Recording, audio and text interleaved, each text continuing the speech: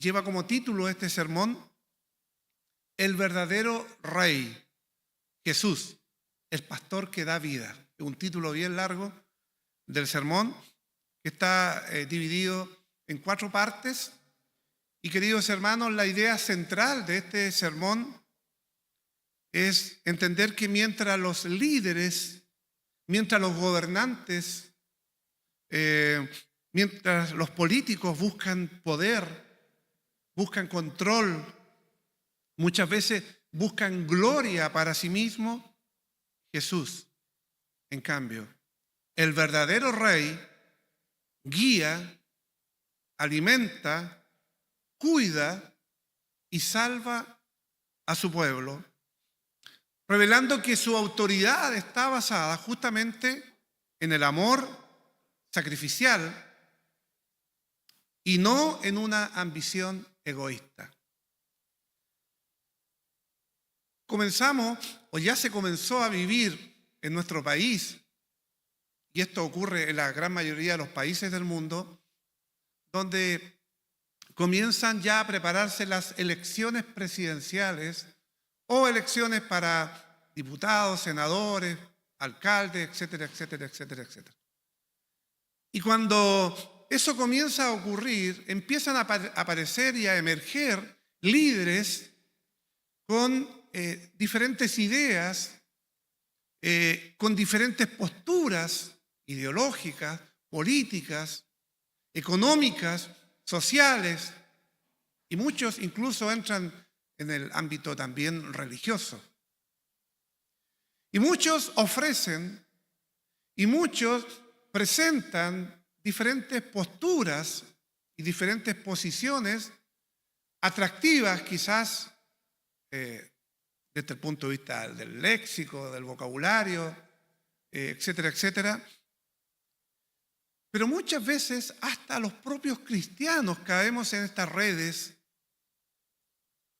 en estas tentaciones de dejarnos atraer, de dejarnos llevar muchas veces, no entendiendo que hay un verdadero rey, hay un verdadero gobierno que de una u otra manera en la palabra de Dios se nos presenta y por el cual deberíamos nosotros estar allí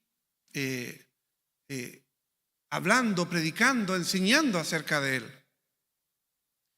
Cuando miramos a estos líderes que se nos presentan, donde muchas veces hay posturas ideológicas de izquierda, de derecha, de centro, donde quieren ir captando la atención y el voto de parte de la ciudadanía, encontramos muchas veces que dentro de estas posturas, de estas presentaciones, el primer punto habla de este liderazgo humano, que muchas veces es frágil e incluso muchas veces puede rayar hasta en lo corrupto. Y Herodes, que aquí leíamos que era quien gobernaba Israel en los tiempos de Jesús, es un ejemplo clásico, es un ejemplo claro de lo que es un liderazgo humano quebrado, de un liderazgo que de una u otra forma se deja llevar por las influencias de los demás y no por un carácter firme y sujeto como nosotros los creyentes esperamos a la palabra de Dios. Y en este momento no lo tenía en mi bosquejo del sermón, pero en este momento viene a mi cabeza otro gobernante que se dejó llevar e influenciar por el poder de la gente, que es Pilatos. Cuando Jesús fue llevado ante Pilatos para ser juzgado, él entendió que no había nada de lo cual pudiera ser llevado a la muerte. Él entendió que eran asuntos religiosos, diferencias religiosas y espirituales entre los que ellos dominaban, que eran los judíos. El Imperio Romano dominaba en ese entonces gran parte del mundo, incluyendo a Israel.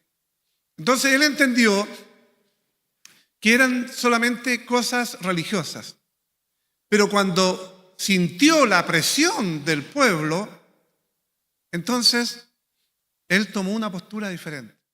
Él se dejó llevar no por lo que él creía como justo,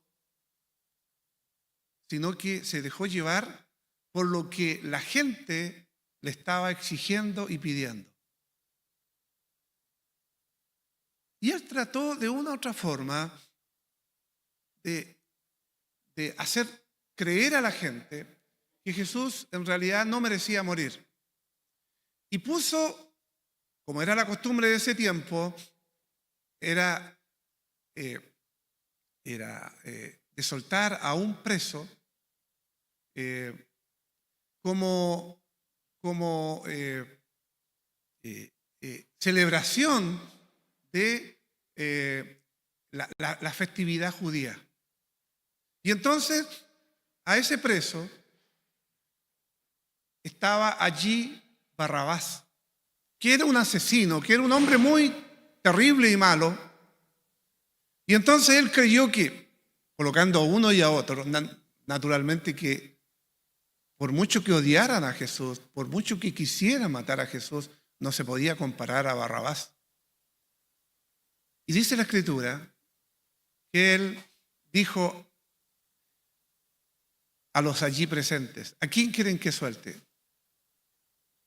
¿A Barrabás o a Jesús, que se dice el justo? Y entonces allí ese grupo, esa chusma que estaba, empezó a gritar, ¿no es cierto?, que soltaran a Barrabás y que mataran a Jesús.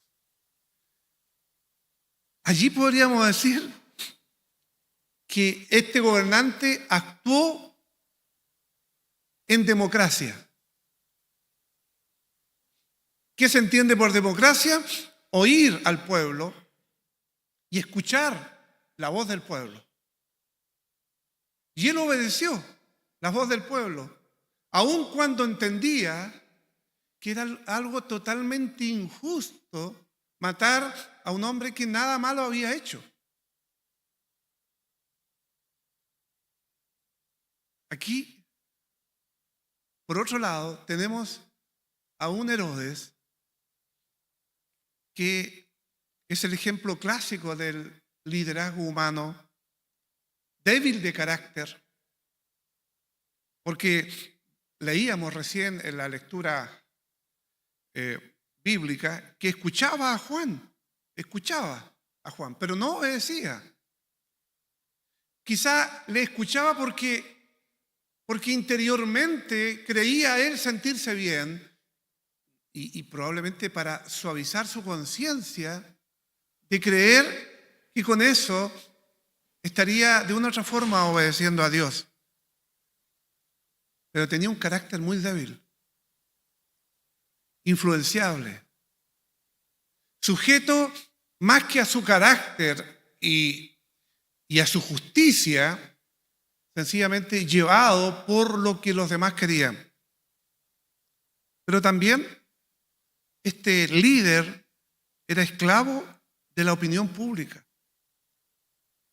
Si ustedes se fijan, las encuestas, de una u otra forma, no solamente aquí en Chile, en todos los países del mundo, algunas manejables, otras no, de una u otra forma, los líderes van dejándose llevar por las encuestas, aunque cuando uno escucha ¿qué le parece la encuesta? No, yo no leo encuestas, yo no escucho encuestas.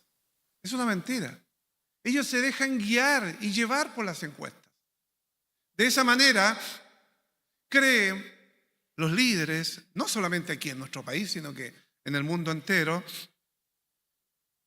escuchar la opinión de lo que el pueblo espera de ellos. Pero Herodes no solamente era débil de carácter, sino que era esclavo de lo que, sujeto a lo que los demás, a lo que el público en realidad quería. Pero por otro lado era manipulable. En el versículo 24 acabamos de leer nosotros ahora en la lectura que Herodías usa justamente, Herodías era la esposa de su hermano. Y Herodes estaba viviendo con la esposa de su hermano, o sea, con su cuñada. Y Juan muchas veces le había enrostrado y le había hecho ver que eso era pecado, que no agradaba a los ojos de Dios. Y Herodías, esta mujer, odiaba a Juan y buscaba justamente matarlo para callar su voz y seguir con Herodes. Y la hija de Herodías, ya leíamos, hizo un baile y que gustó tanto que el rey Herodes le dijo: pídeme lo que quieras, porque lo que has hecho es sorprendente y maravilloso. Y entonces esta hija, guiada por Herodías, le pidió la cabeza de Juan el Bautista en un plato. En otras palabras, la muerte de Juan el Bautista.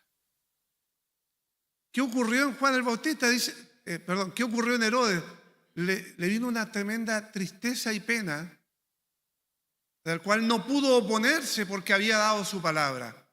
O sea, mató a un hombre justo, a un hombre inocente, por un capricho de la hija de la mujer con la que convivía.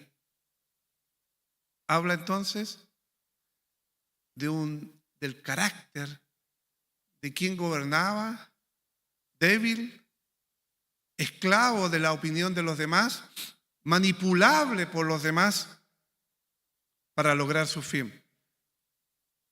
¿Cuál es el resultado de tener gobiernos injustos, llevados muchas veces por las ansias de poder y de gloria, dejarse arrastrar y llevar y manipular por los demás? Muchas veces la injusticia y la muerte. Y este patrón, queridos hermanos, se repite en la historia, se repite en la actualidad. Muchas veces líderes centrados en sí mismos producen inseguridad, injusticia y temor. Ahí tenemos el caso de Ucrania. Ahí tenemos el caso de la guerra entre Ucrania y Rusia. Ahí vemos la aparente mediación de un presidente de los Estados Unidos como Donald Trump. Ahí tenemos la situación en Palestina e Israel. Y así podemos repetir este patrón en diferentes lugares del mundo y en diferentes tiempos. ¿Usted cree que Donald Trump va a mediar entre Ucrania y Rusia solamente con el fin de lograr una paz en el mundo? Probablemente lo tenga en un segundo o tercer plano, pero sin lugar a dudas que él ya en su primera negociación ya exigió metales preciosos, valiosos, que tenían que ser de propiedad de los Estados Unidos. O sea, una mediación de la cual no solamente quiere lograr la paz, sino que quiere lograr dividendos, que quiere probablemente lograr poder a nivel mundial. Quiere recibir la gloria a través, en todo el mundo, quizás recibir el premio Nobel de la Paz. Y el resultado es injusticia de un país más poderoso que ataca a un país más pequeño como Ucrania, que le quita territorio, que mata a mucha gente. Está el testimonio escucho siempre el testimonio de una misionera chilena que está allá en Ucrania y que nos está comentando periódicamente lo que está ocurriendo allá. Ya no están atacando centros militares, sino que están atacando ciudades, plazas. Están matando a gente inocente por cabezas calientes de líderes que muchas veces con las ansias de poder y de tener y de obtener gloria actúan de manera injusta y trayendo muerte a mucha gente.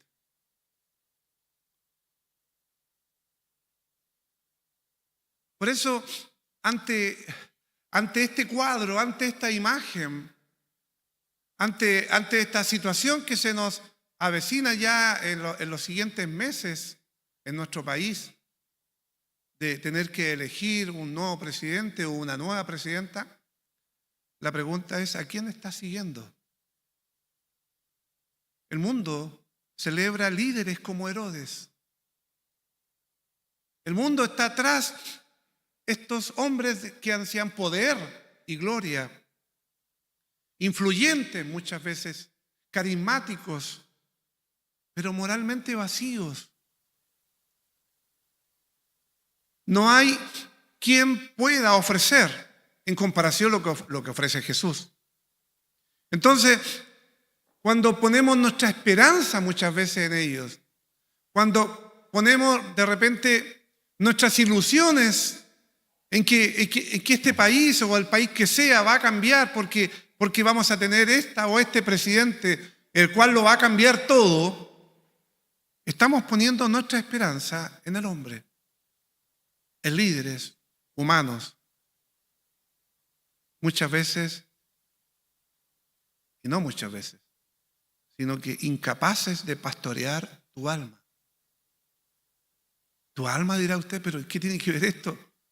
¿Es que acaso no es lo más valioso que poseemos? ¿Acaso no es lo eterno? Y en cambio nos sujetamos a lo que el cuerpo, a lo que nuestra carne, a lo que nuestra naturaleza humana pide, no entendiendo que esto va a pasar y que un segundo después de la muerte ninguna de las cosas que podríamos haber atesorado o haber tenido nos van a servir. No nos van a servir absolutamente para nada. Nuestra alma necesita ser pastoreada. Y estos líderes están carentes moralmente y espiritualmente de poder hacerlo. Son incapaces de pastorear tu alma. Juan Calvino, gran reformador del siglo XVI, decía que la naturaleza humana está inclinada a buscar autoridad para sí misma, no para el bien del prójimo. Y por más que muchos pongan en que todo lo que proponen va a ser para el bien del pueblo, que muchas veces usan el término pueblo, no es otra cosa, es que buscan su propia autoridad y buscan su propia gloria. Y muchos buscan también sus propios bienes y beneficios. Y quizá en un tercer o cuarto lugar, entonces también se van a preocupar por la gente que necesita o quiere. Ese es el primer punto. Un liderazgo humano del cual no deberíamos confiar y poner nuestra esperanza. El segundo punto de este sermón, queridos hermanos, en contraparte al liderazgo humano que es feble, que es moralmente vacío, que es poco confiable, que no pastorea nuestra alma, nuestro corazón, que busca su propia gloria, sus propios beneficios o a sus propios partidarios. La contraparte en el segundo punto de este sermón, el liderazgo de Jesús. donde vemos compasión y provisión. ¿Y cuál es la mirada de Jesús cuando ve a multitudes allí frente a él? No la oportunidad de decir, aquí tengo un voto, aquí está la mía como para poder ganar popularidad, simpatía y poder. Dice la palabra en el versículo 34 que Jesús ve la multitud como ovejas sin pastor. Jesús se dolió en su alma y en su corazón al ver allí esas multitudes y las ve como ovejas sin pastor, sin guía, sin dirección. Tomando el eco directo de Ezequiel capítulo 34, en el cual el profeta ve justamente al pueblo que no es guiado y no es orientado, y las ve como ovejas sin pastor. Y a diferencia del liderazgo humano que busca sus propias ansias de poder, el verdadero rey no explota a su pueblo. ¿Qué es lo que hace él? Los alimenta. Y ve allí una multitud carente de guía, de orientación, pero también ve literalmente que el pueblo tenía hambre. Esa multitud tenía hambre. Habían estado casi todo el día con él. Y naturalmente que tenían hambre. ¿Y qué es lo que hace Jesús al ver? Allí multiplica los panes y los peces. Y dice que más de 5.000 hombres comieron, sin contar las mujeres y los niños. Probablemente hubiesen sido 10.000, 12.000 personas a las cuales Jesús alimenta, multiplicando los panes y los peces. Y ve allí una necesidad no solamente de alimentarlos circunstancialmente, porque iban a comer. De hecho, sobraron canastas de comida, dando a entender que hubo más de lo requerido, que la gente comió a destajo y que sobró comida. Pero ¿qué hace Jesús?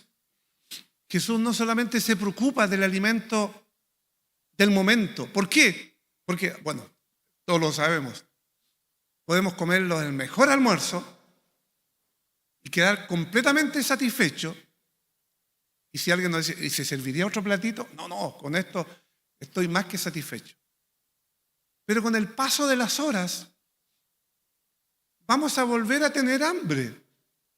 ¿Qué es lo que hace aquí Jesús? Los alimenta naturalmente porque hay una necesidad de alimentarlos. Pero él ve también la necesidad espiritual de estar alimentándose constantemente, porque no podemos pensar que por muy abundante que sea el almuerzo hoy día, vamos a tener para toda la semana. Naturalmente que no va a ser así. Y Jesús sabía que aún alimentándolos allí, esas multitudes iban a requerir seguir alimentándose. Por lo tanto, no solamente las alimenta, sino que también los cuida. Y enseña la verdad antes de dar el pan. Que hay una prioridad, que hay una necesidad aún mayor que la que nuestro cuerpo naturalmente necesita, que es el alimento, que nuestra alma necesita el alimento espiritual. Y Jesús multiplica los panes y los peces y provee abundante y compasivamente a las multitudes. Y el milagro, queridos hermanos, no es físico solamente, porque a lo mejor las multitudes no lograron dimensionar y entender lo que Jesús estaba haciendo allí. Estaban allí seguramente los discípulos viendo cómo Jesús multiplicó los panes y los peces. 5 panes y 2 peces. No es suficiente para alimentar cerca de 10.000 o 12.000 personas hambrientas y deseosas de comer. El milagro, queridos hermanos, no es solo físico. El milagro no es solamente apuntando a que la multitud necesitaba del pan y del alimento, sino que lo que Jesús dice después en el versículo 35, que quiero que lo tomemos allí, queridos hermanos, porque es muy importante. Estoy en el Evangelio de Marcos, capítulo 6, pero ahora lo mismo que dice en Juan capítulo 6, versículo 35.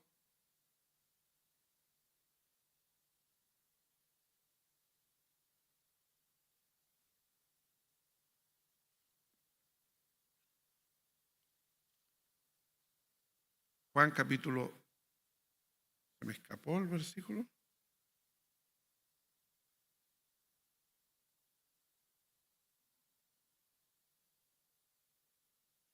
Sí, se me escapó el versículo. Pero el verdadero, Jesús dice que Él es el pan verdadero, el pan del cual, como el agua había dicho, el que coma de aquel pan o el que beba de aquella agua no tendrá sed jamás. Hasta los propios discípulos quizás no lograron entender y comprender esta tremenda verdad. Estaban siendo alimentados con pan y pescado. Había sido suficiente, pero sabían todos que más temprano que tarde iba a surgir nuevamente esa misma necesidad de alimento para su cuerpo. Y así como para el alma, nuestra alma también necesita ser alimentada. Sabía que esas multitudes, muchas veces, dejadas llevar por los vientos, y esa necesidad que Dios de una u otra forma ha puesto en nuestros corazones, de buscar a Dios, no iba a ocurrir. Y no les iba a satisfacer completamente, hasta que no encontraran lo que realmente iba a satisfacer y llenar sus almas, y de la cual nunca más iban a volver a tener sed ni hambre. No solamente lo iban a entender esas multitudes que estaban allí en ese momento, sino que también no lo entendió en un comienzo, pero después sí, la mujer samaritana que junto al pozo sacaba agua día tras día, y Jesús le dijo que él tenía un agua de la cual el que bebiere nunca más volvería a tener sed. Y esa mujer dijo: dame de esa agua, no entendiendo que no era un agua física, sino que era Cristo que iba a satisfacer e iba a llenar su vida, de la cual nunca más volvería a tener necesidad de nada. Jesús, queridos hermanos, no solo ve su necesidad ni mi necesidad. Es más, la asume como suya. Y el liderazgo de Jesús no era para su comodidad, no era para satisfacerse a sí mismo, no era para tomar gloria para sí mismo, sino era para vida eterna. Seguir a Jesús, seguirle, implica recibir de Él no solamente la dirección a nuestras vidas, sino que el alimento y el descanso para nuestra alma. Y eso sí, agrada y llena y satisface. Cuando Cristo llega a nuestra vida, Él llena y satisface todas nuestras necesidades que como seres humanos tenemos. No estamos hablando necesariamente de las necesidades físicas, sino que de aquellas que solamente el Señor puede llenar. Jesús no solamente implica de Él recibir la dirección. El saber que muchas veces nuestra dirección no tiene sentido o no sabemos hacia dónde va nuestra vida. Jesús quiere darle sentido a nuestra vida. Él quiere dirigirnos para que sepamos claramente dónde estamos, qué somos, hacia dónde vamos. Y no solamente nos dirige, sino que alimenta nuestra alma a través de su palabra y nos da el descanso. Piper, un gran teólogo también reformado, dice que Jesús no vino para ser servido, sino para servir y dar su vida. Y esto es la esencia del reinado de Dios. El que Él haya venido no a ser servido, sino que a servir. Aunque muchas veces los líderes humanos, los líderes políticos en todas las naciones dicen, es que yo soy un servidor público. Pero muchas veces, no siempre, pero generalmente buscan servirse a sí mismos o a aquellos que consideran sus partidarios. El tercer punto, queridos hermanos, el rey vence el caos. Y no alcanzamos porque la lectura era el capítulo 6 casi completo. Les invito para que durante la tarde ustedes puedan leer completamente este capítulo, pero del versículo 45 al 52 estamos en Marcos capítulo 6. El rey vence el caos. ¿Qué es lo que hace Jesús? Dice que envía a sus discípulos al lago. Un el lago era considerado como mar porque era muy grande, tenía olas. Y allí, en medio de la tempestad, vemos a los discípulos luchando contra el viento, contra una terrible tempestad que se había levantado. Y allí vemos en una mirada sorprendente y maravillosa que nos muestra este capítulo 6 de Marcos, donde hemos dicho en otras ocasiones, a diferencia de Mateo, donde él enfatiza lo que piensa Jesús, Marcos muestra a Jesús en acción. Más que lo que piensa es lo que él hace o lo que él hizo. Y le vemos allí a Jesús caminando sobre las aguas y muestra su dominio sobre la creación y el caos. Cuando los discípulos temerosos allí en el barco pensaban que se hundían a causa de la tempestad. Y allí, para ayudarlos, aparece Jesús. Y con sus palabras, ánimo, soy yo, no teman. Imagínense en medio del caos, en medio de la tempestad, del viento, de la lluvia, del temor a morir ahogados allí, aparece Jesús. En los momentos de caos, en los momentos más álgidos de nuestra vida, en los momentos más dolorosos de nuestra vida, siempre Jesús está allí presente. Ánimo, no teman, soy yo. Soy yo. Yo soy. El yo soy del Éxodo, donde Dios allí en medio del dolor de un pueblo de Israel esclavizado por los egipcios, manda a un Moisés a rescatarlos. El Moisés que representa a Jesús, a liberar a su pueblo de la esclavitud. El yo soy, que se presenta a Dios ante Moisés. Allí estaba Jesús, presentándose en medio del caos, del temporal, de la tempestad, del miedo, ante sus discípulos. No teman, yo soy. Y allí, en el versículo 52, uno puede darse cuenta que los discípulos eran duros de entendimiento. Yo creo que se parece mucho a nosotros. Muchas veces nos cuesta entender. No entender quizá el pasaje desde el punto de vista hermenéutico, no nos cuesta quizás en una lectura comprensiva o auditiva como ahora entender, sino que más bien muchas veces nos cuesta obedecer, quizás ese es el sentido.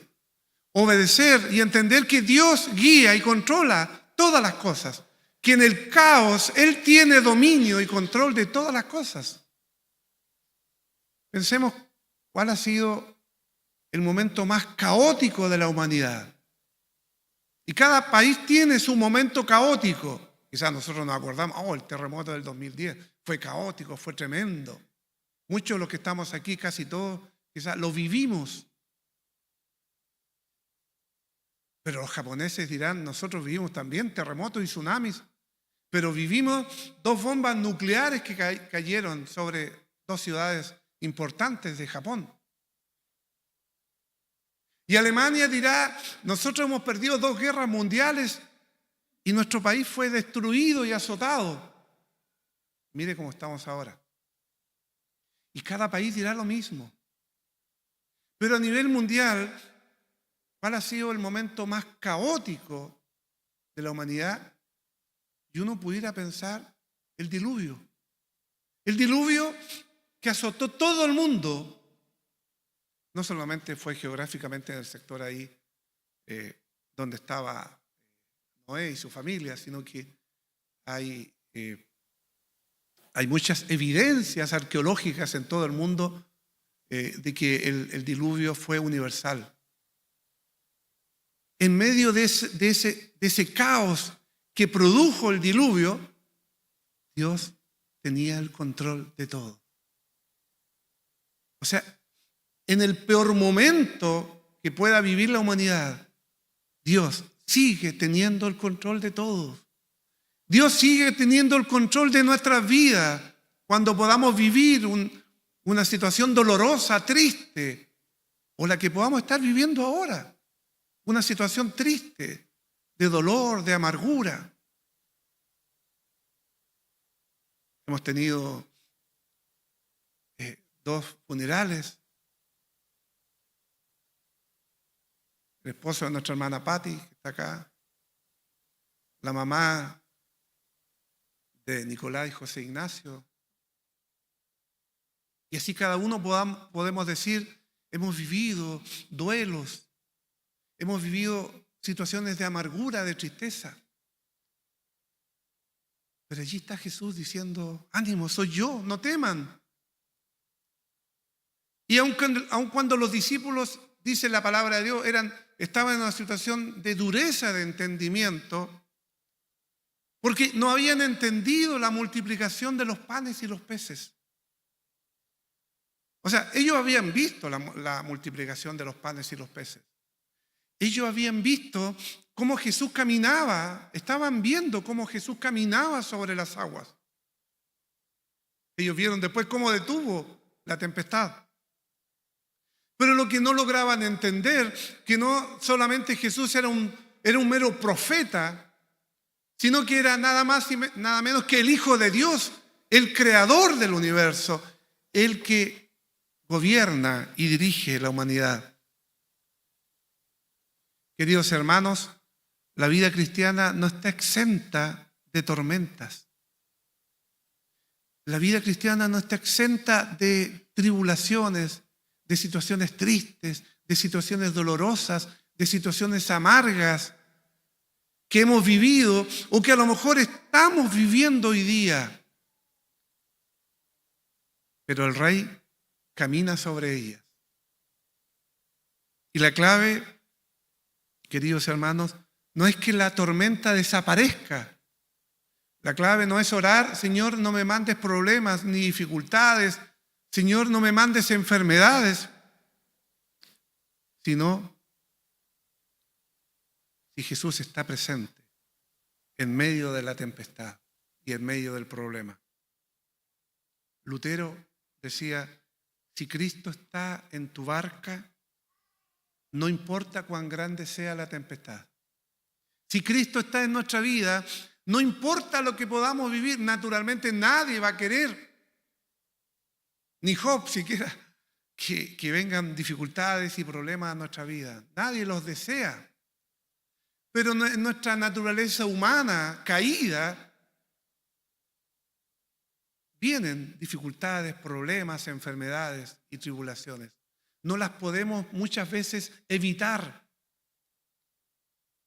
Por lo tanto, la clave no es que desaparezca o que no aparezca tormenta en mi vida, sino que quiero que Cristo esté presente en ese momento, así como los discípulos vieron cómo Jesús caminó sobre las aguas y después calmó la mar.